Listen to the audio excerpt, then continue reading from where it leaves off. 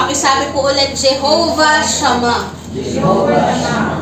So, unang-unang po is God is everywhere. Na God is omnipresent, no? He can be everywhere at the same time.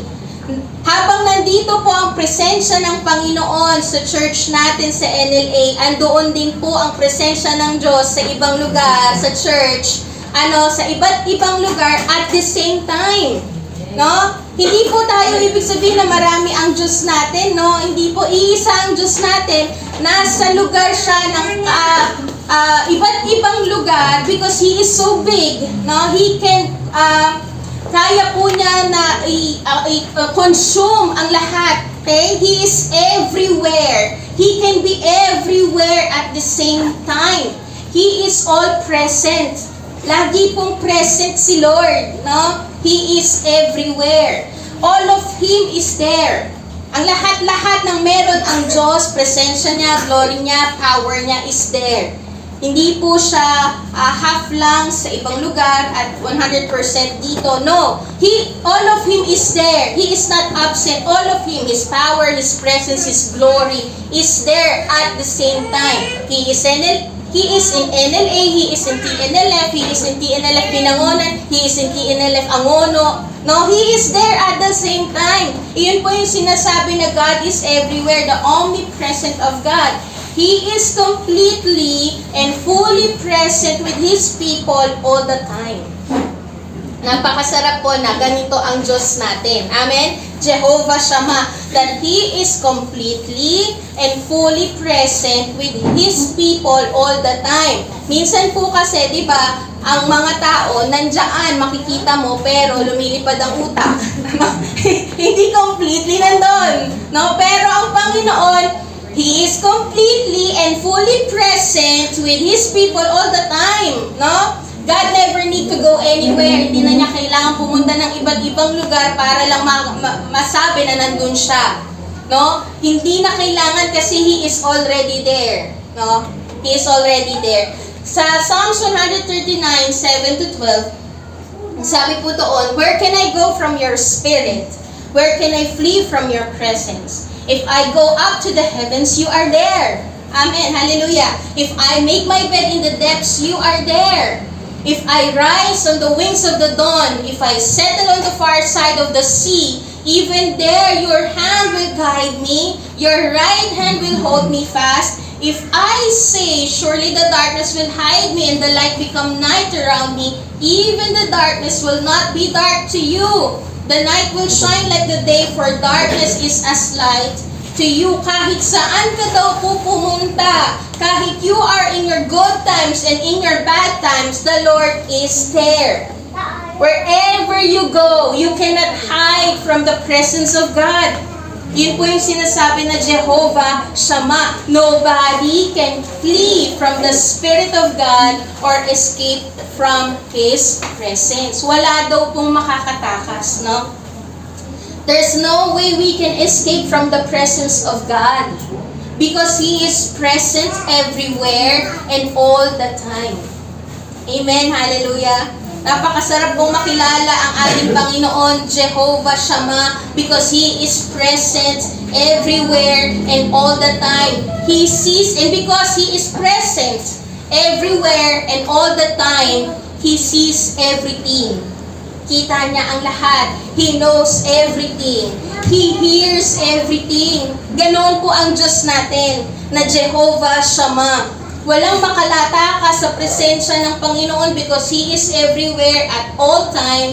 And because He is everywhere at all time, He sees everything, He knows everything, He hears everything. Hallelujah.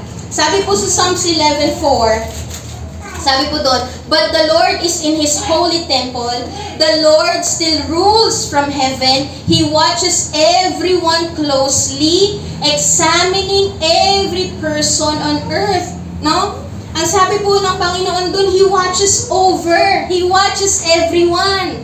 Because He is everywhere at all the time, He sees everything and He watches everyone. No? Ganon katindi at kalaki ang ating Diyos. Sabi din po sa Jeremiah 23:24, can a man hide himself in secret place so that I cannot see Him? Declares the Lord. Do I not fill heaven and earth? Declares the Lord. At alam niyo po, ito pang tanong na to na Jeremiah 23:24, sinagot po ito ng Hebrews 4:13. No, sinagot siya ng Hebrews 4:13. And ang sabi po sa Hebrews 4:13, and no creature is hidden from His sight, but all are naked and exposed to the eyes of Him to whom we must give account. Wala daw pong makatatakas. Even though you go to your secret place na akala mo hindi ka makikita ng Diyos dahil ikaw lang mag-isa, no, makikita ka ng Panginoon because He is everywhere at all time. All the time. At siya ay nandoon. Kahit saan ka pumunta, you cannot escape from the presence of God. He is everywhere in all the earth at all times, no? And ang sabi po dito, He cannot be contained by His creation because He is bigger than His creation. Iyon po yung dahilan bakit si Lord is everywhere all the time. Is everywhere at the same time because He is so big, He cannot be contained by His creation. No? Iyon po yun. Because He is so big, kaya niya pumunta, He can be there at all times, at the same time. Habakkuk 2:14, ang sabi po dito, for the earth will be filled with the knowledge of the glory of the Lord as the waters cover the sea. And ang sabi din po sa 1 Kings 8:27, napakaganda po nito, sinabi po ni David, sabi na dito, but will God indeed dwell on the earth? Behold, heaven and the highest heaven cannot contain you. Iyan yung sabi po ni King David sa 1 Kings 8:27. The earth is full of your glory. No?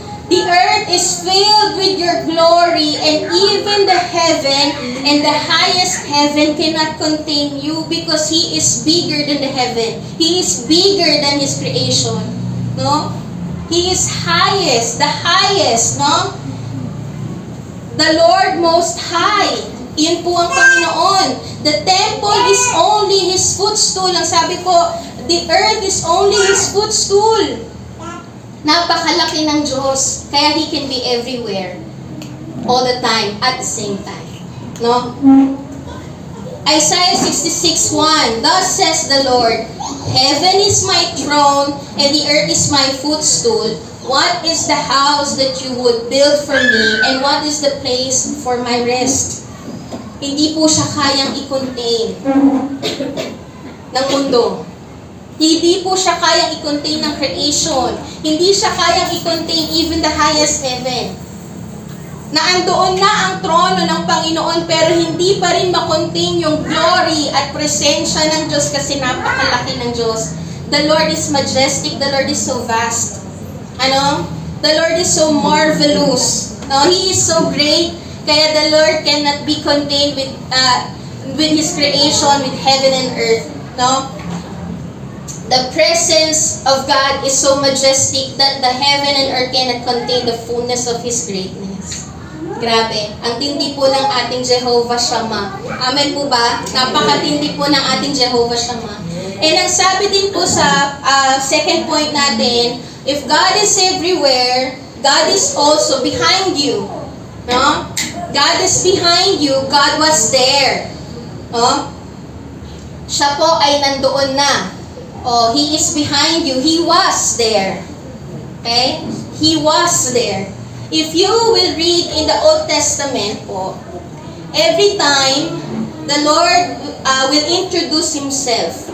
Okay? Every time po na ini-introduce ng Panginoon ang sarili niya to His chosen people, like Jacob, like Moses, kung babasahin niyo po sa mga panahon na siya ay nagpapakilala o magpapakilala na siya kay Jacob and kay Moses, makikita po natin yan sa Genesis 28:13, sa Exodus 3:6, and sa Exodus 3:15. Doon po nagpakilala ang Panginoon.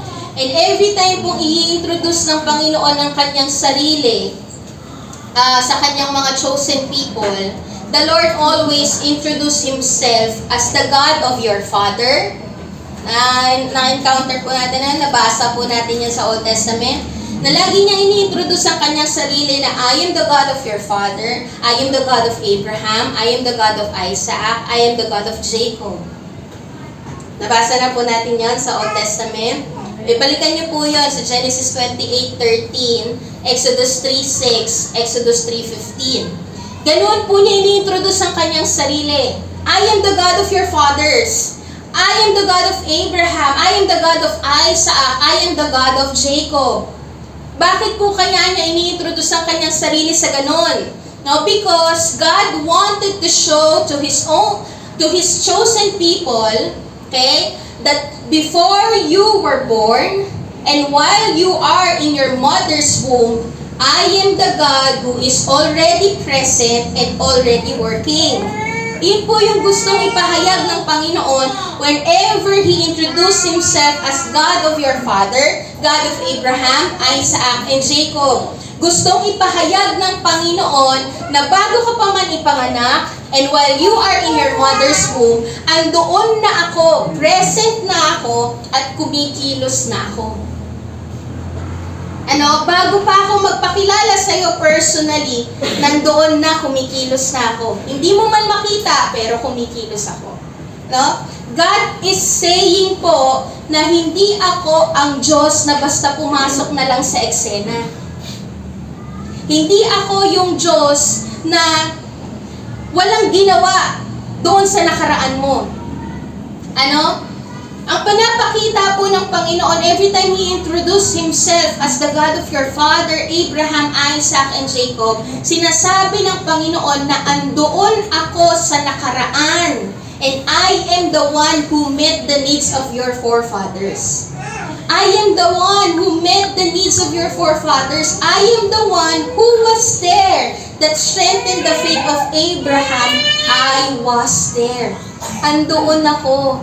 I am the one who was the helper of Isaac and sustained him when there was famine. I was there. Nandoon ako. You just need to open your eyes because I was there. No?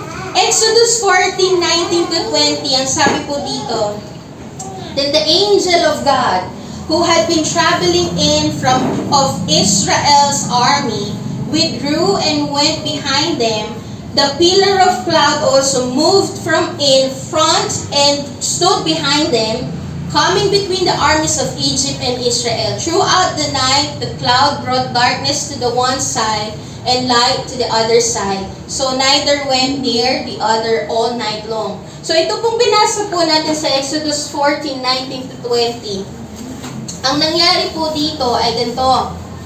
Nung umalis na po, na-deliver na, naligtas na ang bansang Israel from the captivity of Egypt.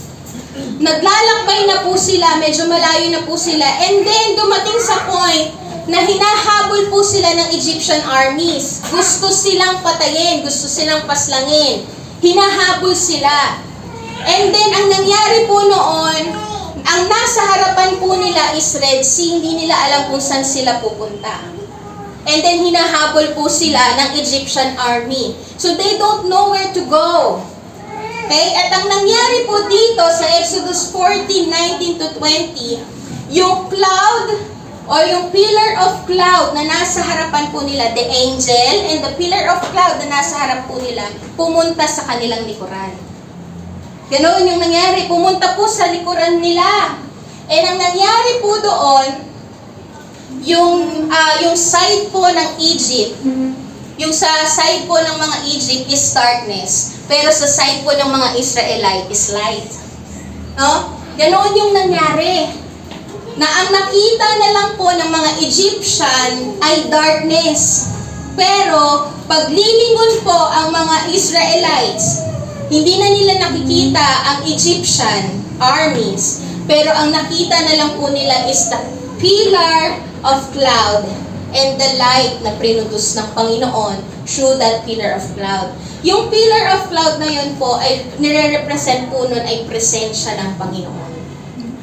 No? Nire-represent po nun ay presence ni Lord. That the Lord was behind you. The Lord was there. The Lord is behind you. And ang nire-represent po ng Egypt is your past, your old life. No, yung past mo, yung old life mo, and whenever the enemy will remind you and will hunt you, okay? Whenever your past will hunt you, whenever your old life will haunt you, and the enemy will remind you of your old life, and the enemy will give guilt in your life, in your heart, because of what you have done on the past, hindi na po yun magtatagumpay. Amen? Hindi na magtatagumpay ang kaaway every time that he will remind you of your old life, every time that the enemy will haunt you and give guilt to you because of what you have done on the past, kasi putol na yun. Pinutol na yun ng Diyos because the Lord is behind you. The presence of God is behind you. And He will not take your past. He will not let to take your past overtake your present. Hindi po hahayaan ng Diyos that your past will overtake your present. Pinutol na yun ng Panginoon because the presence of God, the Lord, is there. He is behind you. He was there. So your past cannot haunt and hurt you anymore. It is done. Pakisabi nga po, it is done. It is done. Your past is done. Amen? Wala na yung past na yan, yung old life na yan. Pinuputol na yan ng Panginoon, kaya you need to move forward. No turning back. Kasi ang makikita mo na lang ay presence ng Lord, ang makikita mo na lang ay liwanag and not darkness anymore. Amen?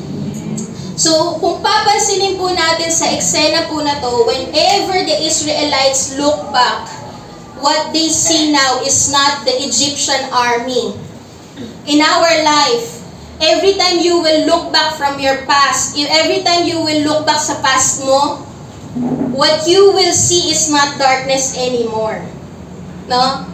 Ang makikita mo na lang ay ang kabutihan ng Diyos sa kung paano ka iniligtas ng Diyos. Amen po ba? Because He was there, behind you. Amen? Ang bansang Israelita, hindi na po darkness that caused, hindi na yung darkness ang nakikita nila dahil sa Egyptian army. Ang nakita na lang po nila ay liwanag dahil sa presensya ng Diyos. Amen? Because the Lord is behind you. He was there.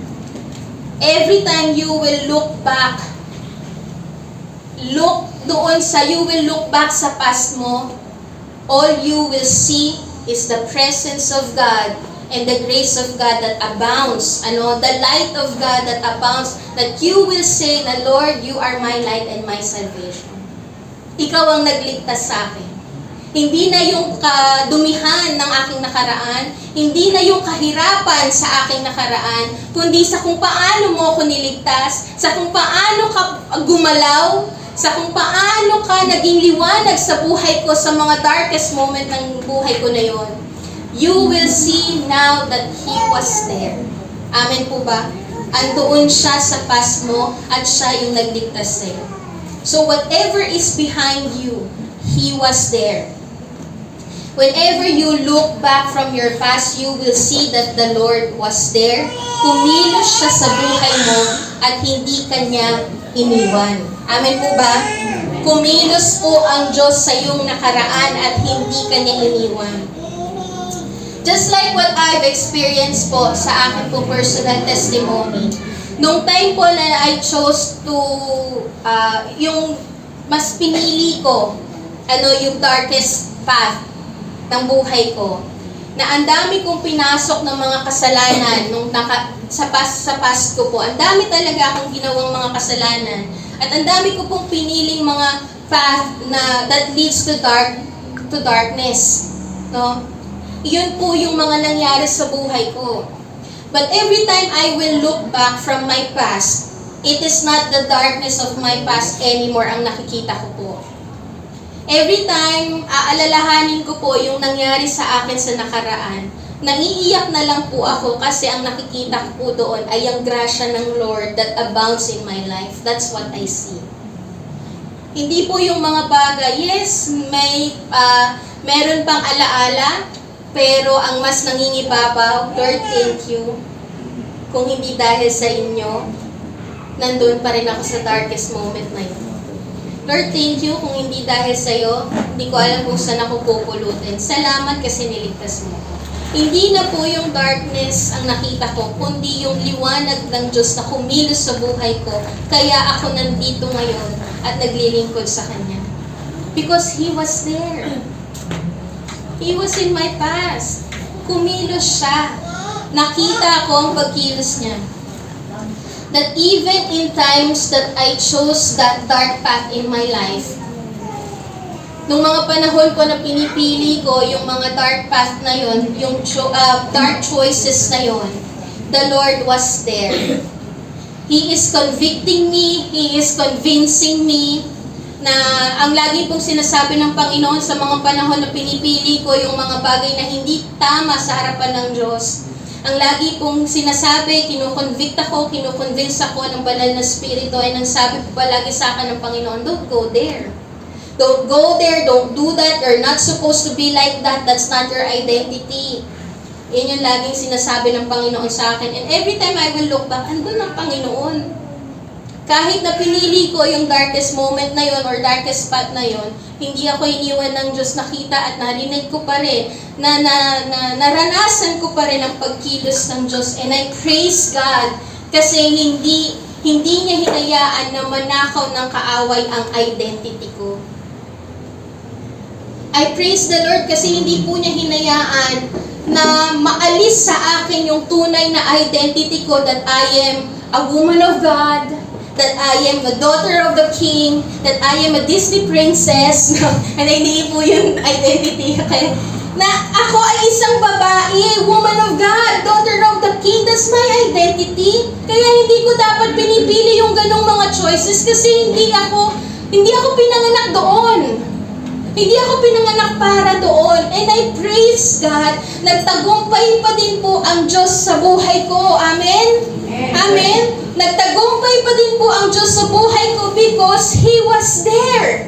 Andoon siya sa Pasko, hindi niya ako iniwan at hindi pumayag ang Diyos na manatili ako sa ganoong kalagayan. And the moment the Lord sees that I am now surrendering my life to Him fully, completely, He immediately grabbed my hand and rescued me because He was there. He was always there. Amen. Amen. Pwede po ba natin palakpakan ng Panginoon? He is behind you. That is Jehovah Shammah. Iyon po yung Panginoon natin na Jehovah Shammah. Lagi po siyang nandun. If you will just open your eyes, He was there. Palagi siyang kasama mo. Hindi ka niya iiwan. Hindi ka niya pababayaan. If you will always look back, you will see that the Lord was there. Never kanyang iniwan, never kanyang pinabayaan, at hindi po huminto ang Diyos sa pagkilos sa buhay mo. Hallelujah. Amen po ba? Amen. He was there. He is behind you. Amen po ba? Amen. And when we speak of Jehovah Shammah, God is there. He goes before you. Iyon po yung ibig sabihin na He goes before you. God is there. Okay? He is already there in your future. Andoon na siya, bago mo pa mapuntahan, andoon na siya. Deuteronomy 31:8, ang sabi po dito, it is the Lord who goes before you. He will be with you. He will not leave you or forsake you. Do not fear or be dismayed. Kung papansinin po natin sa salita po ng Diyos, hindi pa man po natin napupuntahan yung future natin, nakasulat na sa Book of Revelation. Why? Why? Because He is already there in our future. Amen? He is already there. God can easily tell us what will happen in our future. Madali sa Panginoon na sabihin sa atin kung ano yung mangyayari sa hinaharap because He is Jehovah Shammah. The Lord is there. He is already in our future. Amen po ba? Sa Jeremiah 29:11, ang sabi po dito, "For I know the plans I have for you, declares the Lord. Plans to prosper you and not to harm you, plans to give you hope and a future." Dito po sa Jeremiah 29:11, hindi pa man po napupuntahan ng bansang Israel ang paglaya nila from the captivity of Babylon. Idineklara na po ng Panginoon na babalik kayo sa bansang Jerusalem. Sa Jerusalem, babalik kayo at makakalaya kayo. Alam na ng Panginoon yung future nila. Alam na ng Panginoon yung mga magagandang plano ahead of them. Okay? And their future. Why? Because nandoon na ang Diyos. No? He already knows His plans for us. Hindi pa man po nangyayari. Alam na niya. He already knows. Why? Because He is already there. Alam na ng Diyos kasi nandoon na siya. Nasasabi niya ang future mo, alam na alam niya ang future mo kasi andoon na siya. Kung ilalagay po natin sa ating lengguwahe, parang ganito po yun. Habang namumuhay ka ngayon ng Sunday, andoon na siya sa Tuesday mo nakaabang. Amen. Thank you, Lord.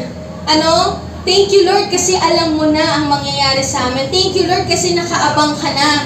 At nakahanda na ang plano mo para sa amin. Thank you, Lord, because you are there. You are there. The Lord is there. Jehovah Shammah. He goes ahead of you. Nauuna siya. He goes ahead of you. He is preparing the way. He is preparing what you need. Arranging the details of your life. Nauuna na siya. At ang mga taong sumusunod sa Panginoon, ang mga taong may submission sa Panginoon, may surrender sa Panginoon, makakasigurado tayo na maganda ang ating pong hinahaharap. Amen? Kasi ang inihanda ng Diyos sa atin ay maganda. Amen po ba? Amen. That's why you will have the confidence to face your future because the Lord goes before you. You will have the confidence to face your future because the Lord is ahead of you. He is there. Amen po ba? Ganoon po kapag sinabi natin Jehovah Shammah. He is not confined in place, kagaya nung sinabi natin kanina that He is everywhere. Hindi po siya na lilimitahan dito sa lugar natin. Okay? At the same time, hindi po siya nalilimitahan sa oras natin. He is not confined in our time. So, hindi pa man natin napupuntahan yung ating kinahaharap, andoon na siya because He is not confined. Hindi siya nalilimitahan ng oras natin. He has His own timing. Iyon po yung sinasabi din kapag sinabi natin at dineclare natin that He has His own timing because He is already there in our future. Amin po ba? Iyon yung sinasabi natin kapag dinedeclare natin, Lord, You are not confined with time. You are not confined with our time. Kasi yung bukas natin, nandoon na siya. Nakahanda na. Inihanda na niya. So don't be afraid of your future because He holds your future. Amen? He prepares and holds your future. Don't be afraid. And because you know that God is already in your future, you can trust Him fully in your tomorrow and be rested today. Kaya ka mapapanatag ngayong araw na to kasi alam mong nakahanda na ang bukas. Dahil andoon na si Lord. He is there. Jehovah Shammah. So don't be afraid. Amen po ba? Pakasabi po sa katabi, don't be afraid. Don't be afraid. Don't be afraid of your tomorrow. Mapapanatag ka ngayon kasi hawak ng Diyos ang iyong bukas. Amen? Ulitin ko po yun. Mapapanatag ka ngayon kasi hawak ng Diyos ang iyong bukas. Don't be afraid. Amen. Jehovah Shammah. Napakasarap pag-aralan ng pangalan ng Panginoon. He is not behind. He is not just behind you. He is also before you. Even though ang tingin mo, it is unknown. Pero kahit na anong sa paningin mo, but you can have this assurance that you have Jehovah Shammah.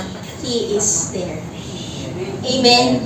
Mapapanatag ka ngayon kasi hawak ng Diyos ang iyong bukas. Amen? Amen. Hallelujah. Thank you, Lord. Okay lang po ba i-share ko yung testimony ko? Okay lang po? Meron po kasing nangyari sa buhay ko. Sa buhay po namin ni Mami. Around 2017 po yata. Nung time po na kami ay bagong-bago pa lang po ako natututong magmaneho po noon. Ang amin pong sasakyan noon ay Kia Carnival. Malaki yan, malaki. Mataba. No, hindi po ako yun. Ay, yung sasakyan. Okay? Bagong-bago pa lang po. Second hand po namin yung nabili. So, hindi siya totally in good condition. So, nung time po na nagda-drive po ako, kasi ihahatid ko po ang Mami sa Tianggian, yun po yung kasagsagan na mabenta po ang Tianggian. So, hinahatid ko po ang Mami. Nung panahon po na yon na hinatid ko ang Mami, mula po Tikling hanggang SM Taytay, mula Tikling pa lang, nawalan po kami ng preno. Kasi naputol yung belt. Hindi ko po alam kung anong nangyari doon sa belt. Basta nakita na lang po ng kuya ko putol yung belt nung sinugod po nila kami.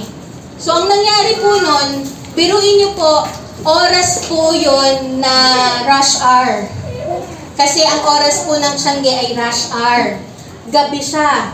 Parang pahapon siya, pagabi. Ganun po yung Tiangge ng Mami. So, ang biyahe po namin rush hour. Tapos yung sinugod po namin road is busy road talaga. Maraming sasakyan. Nung time po na naputol po yung, nawalan po kami ng preno, alalahanin niyo po ha, yung biyahe po namin rush hour, marami talagang sasakyan. At yung dinaanan po namin ay busy road. Marami ka talagang makakasabay na sasakyan. Busy road po yun, yung from Tikling papuntang SM. Busy road siya. Pero alam nyo po, nung panahon na yun, nung nawalan po ako ng preno, ang inimpress po sa akin ng Panginoon, first time ko po na ma-experience yung gano'n, at bago lang po akong nagmamaneho. Ang inimpress po sa akin ng Panginoon, ibaba mo yung gear. Nasa 3 po ako nun eh. Ibaba mo yung gear, binaba ko siya hanggang 1. Pindutin mo yung foot brake. Sa foot brake pa po kami na. Pindutin mo yung foot brake. And alam nyo po yun, yung panahon po na yun, unti-unti po kaming dumadahan-dahan. At unti-unti po hindi ko alam kung paano kami nakaparada ng maayos sa may SM Taytay. At ito pa po yung nakaka-amaze sa Panginoon.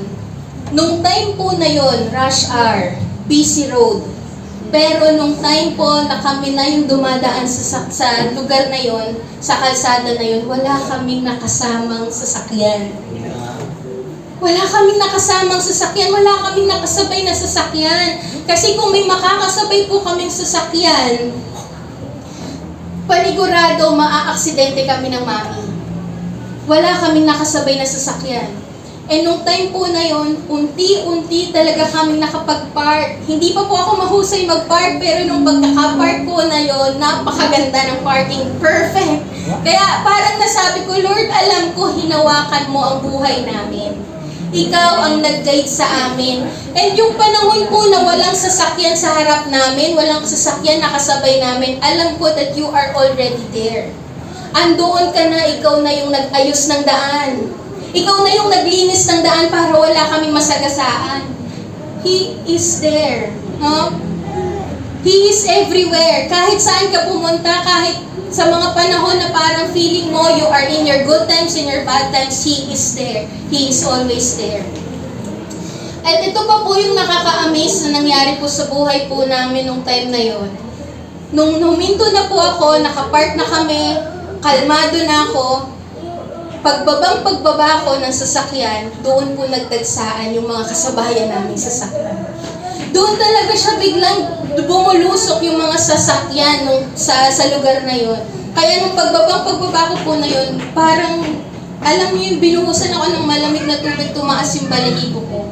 Kasi nakita ko talaga na, Lord, Ikaw yung nag-prepare ng daan para sa amin. para wala talaga kami masagasaan. Ikaw mismo yung humawak ng sasakyan, ikaw yung humawak ng buhay namin. Because I know that you are there. You are there, you prepare the way. Because alam ko na alam mo na merong magiging aksidente, na mapuputol yung belt namin. Pero ikaw pa rin ang naghanda para sa lugar na yon, para hindi kami maaksidente at wala kami maaksidenteng mga tao. Amen. Pwede po ba natin bigyan ng papuri ang Panginoon? God is the very good. You cannot control what you think about your future. Parang sa'yo it is unknown. But you need to continue to put your trust in the Lord because He is Jehovah Shammah. He goes before you. Nasa harap mo siya. He is behind you. He goes before you. Bago mo pa man mapuntahan ang future mo, He is already there. God is already there in your tomorrow. So you need to trust Him. Amen po ba? Amen. You need to trust Him because He already prepared the way. He already prepared what you need. Amen. Pang-apat po is God is here. Pwede po ba natin muling palakpakan ng ating Panginoong Jesus? God is here. He is with you.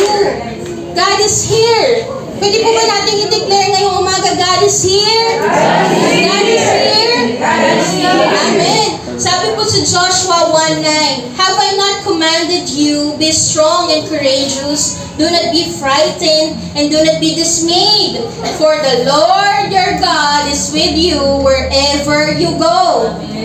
The Lord your God is with you wherever you go. And ang sabi po sa Exodus 3:11-12, sabi po dito, ito po yung panahon na tinawag, si Joshua po, nung sa Joshua 1:9, ito rin po yung panahon na tinawag na ni Lord si Joshua to lead the Israelites. And dito po sa Exodus 3, ito rin po yung panahon na tinawag ni Lord si Moses to lead the Israelites. And it is overwhelming. Overwhelming yung calling, overwhelming yung trabaho, overwhelming yung kakaharapin nilang pagsubok, overwhelming yung kakaharapin nilang battles. Pero ang lagi pong sinasabi ng Panginoon is this, sa Exodus 3:11-12, But Moses said to God, Who am I that I should go to Pharaoh and bring the children of Israel out of Egypt? He said, But I will be with you. Pakisabi po ulit, I will be with you. I will be with you. He said, I will be with you, and this shall be the sign for you that you have sent you. When you have brought the people out of Egypt, you shall serve God on this mountain. You know, whenever God's chosen people are facing an overwhelming situation ng kanilang buhay, sa panahon na meron po silang kinahaharap na mga problema at matinding problema ng buhay nila, matinding calling, matinding trabaho, mahirap na sitwasyon, every time they are facing an overwhelming situation, ang encouragement ng Diyos sa kanila for them to have confidence is hindi po yung kaya mo yan. Hindi ganon. Hindi po sinabi ng Panginoon na sige, kaya mo yan, mapagtatagumpayan mo yan, magaling ka naman eh. Binigyan naman kita ng gift, binigyan kita ng ability. Hindi po ganon yung encouragement ng Diyos doon sa mga chosen people niya. Hindi din po sinabi ni Lord na magtatagumpay ka kasi bibigyan kita ng mga kailangan mo para magtagumpay ka. Hindi iyon. Hindi iyon yung salita ng Diyos o encouragement ng Diyos sa mga chosen people niya every time they are facing an overwhelming situation. Ano po ang encouragement ng Diyos that gives them confidence? Ano? Ano po?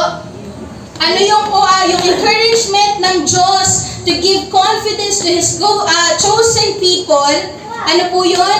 Hindi po yung sasabihin ng Diyos na kaya mo yan, magaling ka, binigyan kita ng gift, binigyan kita ng kailangan mo para magtagumpay. Isa lang po palagi sinasabi ng Diyos, I will go with you. I will be with you. What the Lord gives is His presence. My presence will go with you. Iyon po yung palaging sinasabi ng Diyos. Hindi dahil, sige boss, mapagtatagumpayan mo yan, magaling kang mag-drums. Hindi ganon. No, but ang sasabihin ng Panginoon, I will go with you. It is not about you, it is about me. It is not what you can do, it is what I can do. Iyon po yung sinasabi ng Diyos. My presence will go with you. Kasi tandaan po natin, listen to this po, tandaan natin na ang pagsama ng Diyos is more than enough to win the battle. Amen po ba? Ang pagsama ng Diyos ang magpapanalo sa'yo. Amen? Ulitin ko po, ang pagsama ng Diyos ang magpapanalo sa'yo. His presence is more than enough for you to win the battle. Kaya ang lagi kong sinasabi ng Panginoon is hindi kaya mo yan, kundi I will be with you. No? I will be with you. Ang pagsama ng Diyos is more than enough to win the battle. So Deuteronomy 24, ang sabi po dito, for the Lord your God is He who goes with you to fight for you against your enemies, to give you what? To give you victory. Yung pagsama ng Diyos ang nagbibigay sa kanila ng panalo. Ang pagsama ng Diyos ang nagbibigay sa kanila ng katagumpayan. Because when God is with you, you will not have a question if you will win or not. If God is with you, you will not have the question if you will make it or not. Because when God is with you, victory is guaranteed. Amen po ba? Kapag kasama mo ang Diyos, panalo ka na. Amen po? Amen? Hallelujah? When we are in the midst of our battle, we need to remind ourselves that God will be with us and fight for us and give us victory. God is with you. Amen? Pagkasama mo ang Diyos, panalo ka na. Ang pagsama ng Diyos ang nagbibigay sa iyo ng katagumpayan. Kaya ang confidence natin to face every battle is the Word of God. God is with you. Amen po ba? The presence of God is more than enough to win the battle. Iyon yung dapat nating naisin. Huwag nating naisin na, Lord, bigyan mo ako ng mga armas para magpanalo ko yung laban na to. No! Ang lagi nating naisin, Lord, samahan mo ko kasi pagkasama kita, panalo na ako. Amen po ba? Amen? Pagkasama kita, panalo na ako. Amen? Amen. Isang example pa po, sa 12 spies, if you will read po sa Book of Numbers, yung meron po si Moses, may sinend po siya ng 12 spies sa land of Canaan o land of promise. Nag-send po siya ng 12 na espiya at doon sa 12 na spies po na yon, kasama po si Caleb and si Joshua. Okay? Pero ito po yung naging problema. Meron pong nakita si Caleb at si Joshua na hindi nakita ng 10 spies. Kaya nawalan po sila ng lakas ng loob to fight the battle. Pero meron nakita si Joshua and si Caleb that gives them confidence to continue to fight. Huh? Ito yung nakita nila. Ano kaya yung nakita nila? Ano kaya yung nakita ni Joshua and ni Caleb na hindi nakita ng 10 spies? Kaya si Joshua at si Caleb ay matapang, matatag, matibay. No? Have courage to fight. Ito po yung nangyari sa Numbers 13, 27 to 28. Sabi po dito, and they told him, ito na po, nagre-report na po sila ng panahon na to. Pumunta na po sila for 40 days, pumunta sila doon sa land of promise o sa promised land. And nag-report na po sila kay Moses, kay Aaron at sa bansang Israel. At ang nireport po niyang 12 spies is this, together doon sa 10 spies, Caleb and Joshua. Sabi po nila dito, and they told him, we came to the land to which you sent us. It flows with milk and honey, and this is its fruit. Ang ganda po nung land doon. Promised land talaga. Masagana. Abundant. No? However, ito yung nakita ng mga 10 spies. However, at the same time, nakita rin naman ni Caleb and ni Joshua. Sabi po dito, however, the people who dwell in the land are strong. And the cities are fortified and very large. And besides, we saw the descendants of Anak there. Kung papansinin po natin, yung 10 spies, together with Joshua and Caleb, meron po silang pare-parehong nakita at naging sitwasyon sa panahon na yon. They saw the promise, they saw the blessing. And also, they saw that before you can claim the land, you need to fight the battle. May problema pa rin, no? Yes, may blessing, pero may kakaharapin tayong problema. Iyon po yung nakita ng 12 spies. Yung 10 spies and si Joshua and si Caleb. Pero ito po yung nakita ni Joshua and ni Caleb na hindi nakita ng 10 spies. Kaya si Joshua at si Caleb ay mas naging matatag. Kaya si Joshua and Caleb is strong and courageous. It is because ang nakita po nila na importante, okay? The most important thing that they see to win the battle and claim the promised land is the presence of God. That is the most important. The presence of God. Hindi po yun nakita ng 10 espiya, kaya nawalan sila ng loob, na napanghinaan sila ng loob. Pero si Joshua and si Caleb, sila po ay naging matatag at talagang sinabi nila, let's fight! Let's fight! We will win this battle because the Lord is with us. Ito po yung sinabi sa Numbers 14, 8-9. Ang sabi po dito, if the Lord delights in us, He will bring us into this land and give it to us, a land that flows with milk and honey. Only do not rebel against the Lord. Do not rebel against the Lord. And do not fear the people of the land, for they are bread for us. Mapapanalo natin ang laban na to kahit na matatangkad sila sa atin. Huwag lang tayong magre-rebelde sa Panginoon. Sumunod tayo sa Diyos. Kasi po, protektahan tayo ng Panginoon. Sisiw na lang sa atin itong laban na to. Kasi ang proteksyon ay wala na doon sa Canaan land. Wala na sa mga tao doon. Ang proteksyon ng Diyos ay nasa atin. Ang sabi po dito, their protection is removed from them.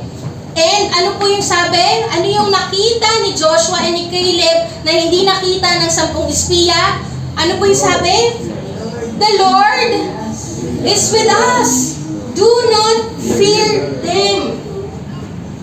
Hindi po yung promised land o yung blessing ang nag-motivate kay Joshua and kay Caleb para magkaroon ng courage to fight the battle and to claim the land. Hindi po yung promised land o yung blessing yung nag-motivate. What gives them the confidence is the presence of God. The Word of God, the Lord is with us. Joshua and Caleb are not driven because of the blessing. They are driven because of the presence. Yun po yung kaibahan ni Joshua and ni Caleb. Kaya si Joshua and Caleb is strong and courageous at nagiging matagumpay sa kanilang buhay. Hindi dahil meron silang ganito, hindi dahil marami silang mga bagay na ganito, hindi dahil maalam sila, hindi dahil may strategy sila, kundi dahil ang presensya ng Diyos ay sumasama sa kanila. Iyon po ang kaibahan. O ang nakita po ni Joshua and ni Caleb, all they need is the presence of God to win the battle. Kasi kapag kasama mo ang Diyos, panalo ka. Amen po ba? All they need is the presence of God to win the battle because they know that when the presence of God is with you, all that God promised will become yours. Kapag kasama mo ang presensya ng Diyos, andoon na lahat ng kailangan mo. Amen po ba? Andoon na ang pag-ibig ng Diyos, andoon ang pagpapatawad ng Diyos, andoon ang kapahingahan ng Diyos, andoon ang kagalingan ng Diyos kapag nasa iyo ang presensya ng Diyos. Amen? Kasi kalakip ng presence of God ang protection, provision, and promise. Lahat ng kailangan mo ay nasa presensya ng Diyos. Kaya the presence of God is more than enough. Amen po ba? Ang presensya ng Diyos ay sapat na at higit pa. Amen? We need to understand that it is not about the Lord. It is not about what the Lord can give you. We need to understand na it is not about the fulfillment of God's promise. But we need to understand that the presence of God is more than enough. Amen? That is Jehovah Shammah. God is with you. At kapag kasama mo ang Diyos, panalo ka. The presence of God is more than enough. You need to understand that what you need is the presence of God. That the presence of God is everything to us. Amen po ba? Amen. Amen? Makuha mo man ang lahat, pero kung wala ang presensya ng Diyos sa'yo, talo ka. Kasi the presence of God, ang presensya ng Diyos ang nagbibigay ng kalakasan sa atin para magtagumpay. Amen po ba? The presence of God is what makes the promise beautiful. The presence of God is what makes the heaven glorious.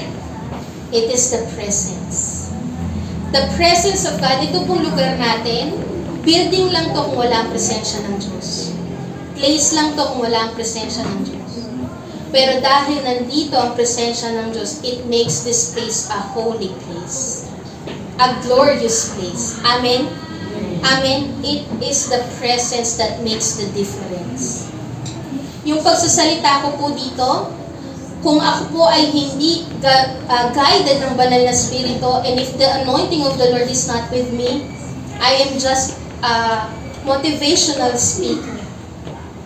I will just inspire you, but the word will not transform you because the presence is not with me. But because the presence of God is with me in this place, is with us, the Word of God will transform us and not just inspire us. I will not be a motivational speaker anymore, but I am a vessel of the Lord. Amen po ba? Amen? Instrumento lang ng Diyos. And it is the Word that makes the life being transformed. Kasi ang motivational speaker, ini-inspire ka lang, pero hindi ka tinatransform. Pero ang anointing ng Panginoon ang nagtatransform sa tao. Amen po ba? It is the presence that makes the difference. And the presence is all that we need. Amen? And I am praying mabuksan po ang ating mga mata para makita natin that the presence is more than enough. Amen po ba? The presence is more than enough. Yung pagtugtog po ng worship team kanina dito, kung hindi po sila wala pong guidance, walang anointing ng banal na spirito, nag-concert lang sila dyan. Pero dahil sila ay puspos at nagpapuspos sa banal na spirito, naranasan natin ang pagkilos ng Diyos. At sa pagkilos ng Diyos, nandoon ang kapayapaan. Sa pagkilos ng Diyos, nandoon ang kagalakan. Andun ang kapahingahan. The presence of God is what makes the difference. Amen po ba? Ang kaibahan ay ang presensya ng Diyos. Amen? Amen. Hallelujah. Pwede po ba natin palakpakan muna yung Panginoon? Sige po si worship people. And you know what? Yun po yung nakita ko ni Moses. Sa tagal po niyang naglalakbay kasama ang Panginoon. Sa haba ng panahon na siya ay nakasama niya ang Diyos, nabuksan po ang kanyang isip, ang kanyang mga mata, na what is important for him is not the promise anymore but the presence of God. Kasi para sa kanya, ang pangako ng Diyos ay ang presensya, hindi na yung promised land. Lord, ang mas gusto kong pangako mo at ang mas nakita ko na pangako mo is not the promised land that we are pursuing. Your promise for me is your presence. Iyon yung kailangan ko. Your promise for me is your presence. Ang sabi po ni Moses sa Exodus 33:14 to 15. The Lord replied, I will personally go with you, Moses, and I will give you rest. Everything will be fine for you. Ang sabi po ng Panginoon, kapag daw ang presensya ng Diyos ay nasa iyo ang kapahingahan, and everything will be fine for you. Kaya hindi ka matatakot kasi kasama mo ang Diyos. Amen po ba? Ayun po yung nagbibigay ng confidence sa atin. God is with you. Amen? Pakisabi po ulit sa katabi, kasama mo ang Diyos. Kaya ang sabi po ni Moses, dahil naintindihan niya, naunawaan niya, nakita niya na ang promise mo, Panginoon, ay yung presensya mo. Hindi yung mga bagay na makukuha ko dito sa mundo. Hindi yung mga bagay na mabibigay mo. Ang pangako mo sa akin ay ang presensya mo. Ayun yung kailangan ko. Your presence, God, is more than what I need. And ang sabi po ni Moses, then Moses said, if you don't go personally go with us, don't make us leave this place. Kung hindi mo lang din kami sasamahan, Panginoon, yes, magkaroon ako ng mga bagay sa mundo dito sa mundo, magkaroon ako ng mga bagay, maging successful ako, pero kung wala ang presensya mo, talo ako. Ayoko mangyari. Kasi ang mas kailangan ko ay ang presensya mo. Sa kanya pong paglakad kasama ang Panginoon, He fully understood that what He needs is not the promise anymore. But what He needs and what He wants is the presence of God. Para kay Moses, nakita niya na ang promise is not the promised land, but the presence of God. And I am praying, yun po yung makita natin. Kaya hindi ka papayag na makaligtaan mo ang mga panahon na makakatagpo mo ang Diyos. Because what you need and what you want is the presence of God. Nabuksan ang kanyang isip, ang kanyang mga mata sa bagay na ang magbibigay ng katagumpayan sa kanya ay hindi yung mga bagay dito sa mundo, kundi ang magbibigay sa kanya ng katagumpayan ay ang pagsama ng Diyos sa buhay niya. Nasa iyo man ang lahat ng bagay, pero kung wala ang pagsama ng Diyos, again, talo ka. Pero pagkasama mo ang Diyos, panalo ka. Amen po ba? Ang pagsama po ng Diyos ang nagbibigay sa atin ng katagumpayan. Ang sabi po ni A.W. Tozer, nothing in or of this world measures up to the simple pleasure of experiencing the presence of God. Kapag po tayo na-experience natin ang presence ni Lord, yung pinaparanas po ng Panginoon sa atin dito, sa church, habang tayo ay nag-worship, is just a glimpse. It's just a glimpse of His glory. It's just a glimpse of His presence. Compare doon sa tindihan ng presensya ng Diyos sa kalangitan. It's just a glimpse. Pero pag naranasan mo yung glimpse lang na yun, makikita mo na hindi siya kayang ikumpara ng mga bagay dito sa mundo. Sabi po yun ni A.W. Tozer, nothing in or of this world measures up to the simple pleasure of experiencing the presence of God. Ikumpara mo na lahat. Pero walang makakakumpara doon sa glimpse ng presence and glory niya. That's what you need. That's what all we need. The presence of God. For Moses, God's presence is more than enough. And ganun din po ba ang ating puso? Lord, your presence is more than enough. Kahit wala ang pangako, basta ang nangako ay nasa Kanya, ito ay sapat na. Amen po ba? When you begin to make God the most important person in your life, you have more than enough. Kapag nakita mo na ang Diyos ang pinaka-importanting tao o pinaka-importante sa buhay mo, you have more than enough, because the life of a Christian is to enjoy His presence. Iyon talaga ang buhay ng mananampalataya. Buhay ng Kristiyano ay masarap na tunay dahil sa presensya ng Diyos. Amen po ba? Amen. Pwede po ba natin palakpakan mo dito ang Panginoon? Again, ang Sabi din po ni A.W. Tozer, the great secret of the Christian life is to begin experiencing God as He desires me to experience Him. God's greatest delight is to bring me into His presence. Iyon po yung gusto ng Panginoon sa atin. Yung makapasok tayo sa presensya ng Diyos. Kung kanina po, pinag-aaralan natin, pinag-uusapan natin, Jehovah Shammah, na hindi siya kayang i-contain ng langit at ng lupa. Even the highest heaven, na siya ay nakaupo na doon, but even the highest heaven cannot contain Him. No? Cannot contain Him. Napakalaki ng Diyos natin. No? Napakatindi ng Diyos natin. Pero yung Diyos natin na napakatindi, na napaka-glorious, siya ang Diyos na umabot sa'yo para lang maranasan mo ang presensya niya sa katauhan po ng Panginoong Jesus. Kaya ang sabi po sa Matthew, He is Emmanuel, God is with us. Jesus is Emmanuel, God is with us. Siya mismo ang gumawa ng paraan para maging posible ang pagpasok mo sa presensya niya. Siya mismo. Kaya wag po nating hayaan na masayang. And I am praying na makita natin na talagang ang mahalaga sa buhay natin ay ang presensya ng Panginoon, because the presence of God is more than enough to win the battle. The presence of God is what makes you victorious. Amen? Gusto ng Diyos na makita natin ang pinakamahalaga ay ang presensya niya.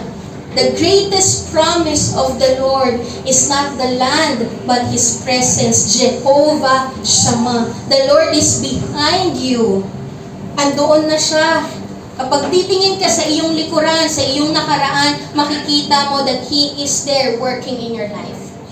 The Lord is before you. Bago ka pa man pumunta sa iyong kinahaharap, nandoon na ang Diyos. Kaya mapapanatag ka ngayon dahil alam mo na hawak ng Diyos ang iyong bukas. Amen. The Lord is with you.